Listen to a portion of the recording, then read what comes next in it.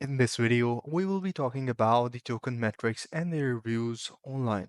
So the website that we're gonna use is Trustpilot. That is very trusted for the reviews for the customers that have used that particular website and have shopped from it.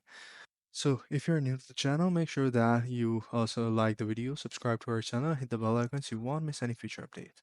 So I'll be providing the Trustpilot link in the description below so you guys can check it out.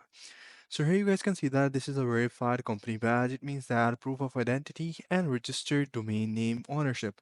So the overall review rating is average. We're 2.9 star review rating after 101 total reviews. Where 66% of the reviews are 5 star and only 26% of the reviews are 1 star. So let's read about a bunch of the reviews. So this person saying that this website is broken, contradicts itself, given two different trading AI grades, fake project with fake followers, token metrics, the 500 error analytical platform, buyer beware, the crypto purchase I made from non-financial advice, recommendations from Ian, Balina, and team are the worst decision I made in crypto.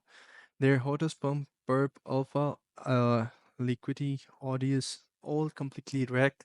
Save your money. You are 1000% better off on Reddit or anywhere else.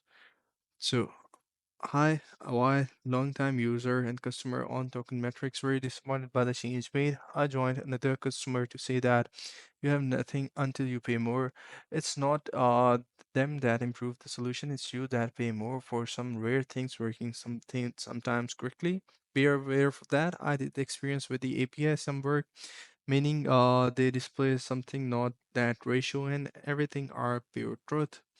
So there are only bad reviews about it. So guys, the overall verdict is that make sure that you don't invest in this market and be careful about the fake reviews. People can purchase reviews online in order to get more popularity and authenticity.